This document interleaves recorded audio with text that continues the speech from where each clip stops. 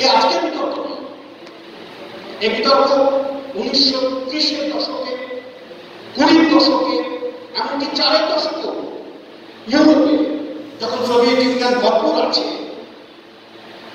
Communist আন্তর্জাতিকের চিন্তা পদ্ধতিকে যখন নেতৃত্ব দিচ্ছে সোভিয়েত ইউনিয়ন, তখন তাকে এই বিতর্ক নিয়ে অনেক বক্তব্য লেখা হয়েছে, বাংলায় চর্চা হয়েছে। 1986 সালের একটি ছোট্ট প্রবন্ধের কথা আমি আপনাদের চোখে আনতে চাই, খেয়াল করিয়ে দিতে চাই। সেই প্রবন্ধে কবে বুদ্ধদেব ভট্টাচার্য আমার জানা মতে প্রথম বাংলায় এই বিতর্কের দিকে আমাকে পরিচিত লেখা বুদ্ধদেব ভট্টাচার্যের অন্যান্য সমস্ত লেখা নিয়ে আমরা চর্চা করি, বা এই লেখাটি নেই, মানে কারণে নেই,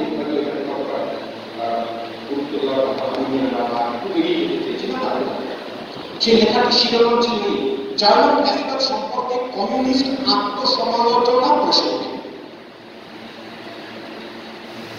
এই লেখার মধ্যে বুদ্ধদেব ভট্টাচার্য আসলে একটা অন্য লেখার কথা রেফারেন্স আকারে ব্যবহার করে।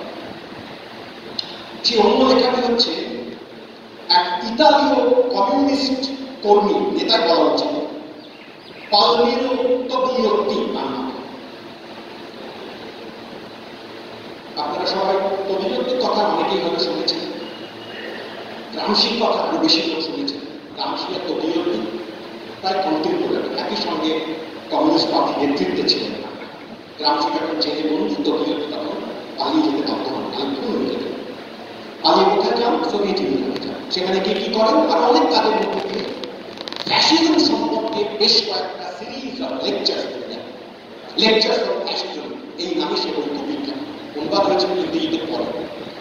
প্রায় 10-12টা বক্তৃতা, সবগুলো পাওয়া যায়নি, নোটস পরে আবিষ্কার হয়েছে, লেখা পাওয়া যায়নি, নোটসগুলোকে পরে জুড়ে টুড়ে বই আকারে প্রকাশিত হয়েছে ইংরেজিতে।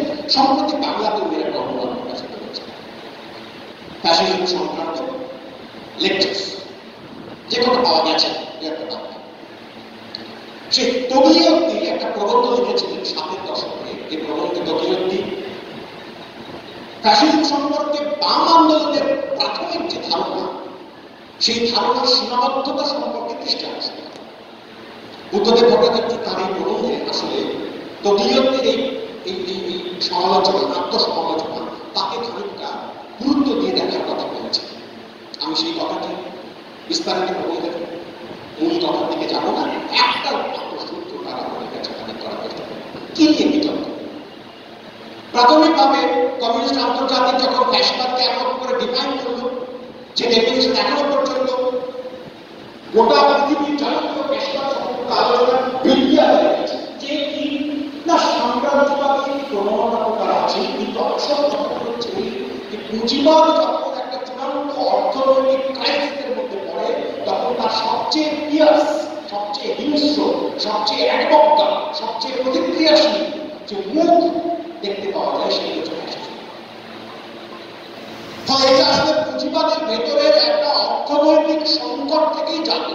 দুম করে গেল বলল চলো ফ্যাসিস্ট না, তা হয় না।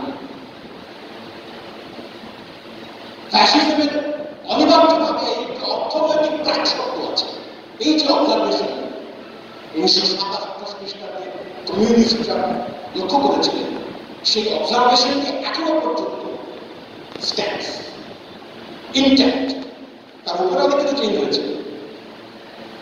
আমরা এখন ভারতবর্ষের পরিপ্রেক্ষিতে বলার চেষ্টা করছি যে ভারতের যে বর্তমান চেহারা, ফ্যাসিজমের যে বিশেষ প্রকাশ, তর্ক হচ্ছে। আমাদেরকে অনেক সময় লোকে ভুল করছেন, কেউ কেউ ইচ্ছা করে ভুল করছেন, কেউ কেউ খাটো করবার চেষ্টা করছেন। আমরা বলছি নিউ ফ্যাসিস্টিক ক্যারেক্টারিস্টিক্স আমাদের দেশে এখন প্রকাশ হচ্ছে। যে কথা বলছি নিউ ফ্যাসিস্টিক ক্যারেক্টারিস্টিক, একটা লোক বামপন্থীদের উপরে মূলত communist party of India Marxist, তার সম্পর্কে তাদের খুবই অপছন্দ, খুবই ঘৃণা, দেখতেই পারেন না, প্রায় দেখলেই দিন খারাপ যায়, এরকম তাদের অবস্থা। তারা খুব আগ্রহ নিয়ে বলছে এই দেখো, তাহলে কমিউনিস্টরা এখন বলছে এই দেশ ফ্যাসিস্ট নয়। বলছে ফ্যাসিস্ট, কিন্তু কতগুলো নব্য ধারা লক্ষ্য করা যাচ্ছে। এটা আমাদের ফ্যাসিস্ট নয়। যদি বলি নব্য হিন্দু, তাহলে কেউ হিন্দু নন বলা। যদি বলি নব্য মুসলমান,